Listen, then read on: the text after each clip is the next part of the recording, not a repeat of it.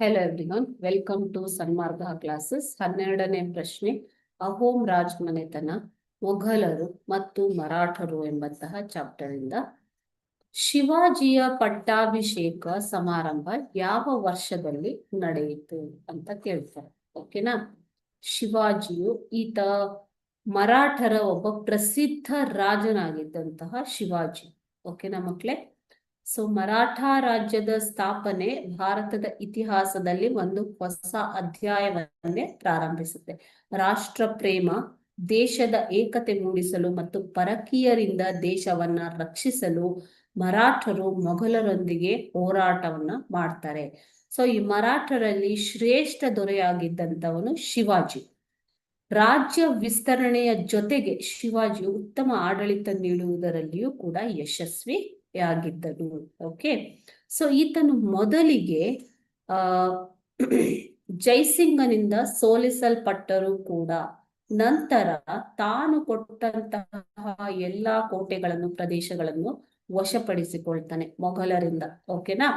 So ಹೀಗಾಗಿ ತನ್ನ ರಾಜ್ಯದಲ್ಲಿ ಶಿವಾಜಿ ಮೊಘಲರ ಪ್ರದೇಶಗಳಿಂದ ಚೌಕತ್ ಅಂತಂದ್ರೆ ಏನು ಮಕ್ಕಳೇ, ಭೂಕಂದಾಯದ 1ನೇ ಭಾಗ ಮತ್ತು 16ರ ಭೂಕಂದಾಯದ 10ನೇ 1 ಭಾಗವನ್ನ ಈತ ಸಂಗ್ರಹಿಸ್ತಾನೆ. ತನ್ನ ರಾಜ್ಯದಲ್ಲಿ ಸದೇಶ್ಮುಖ್, ಮೊಘಲರ ರಾಜ್ಯದಲ್ಲಿ ಚೌಕತ್ತನ್ನ ಸಂಗ್ರಹಣೆ ಮಾಡ್ತಾ ಇದ್ದಂತಹ ರಾಜ.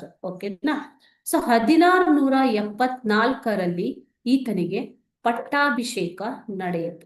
ಎಲ್ಲಿ ನಡೆಯುತ್ತೆ ಮಕ್ಕಳೇ? ರಾಯಗಢದಲ್ಲಿ ಪಟ್ಟಾಭಿಷೇಕ ನಡೆಯುತ್ತೆ. ಓಕೆನಾ.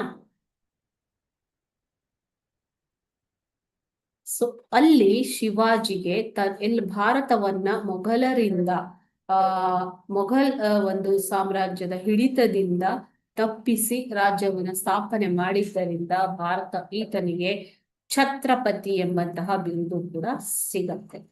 ಓಕೆ. ಛತ್ರಪತಿ ಶಿವಾಜಿ ಅಂತ ಕರೀತಾರೆ ಶಿವಾಜಿ. ಓಕೆನಾ.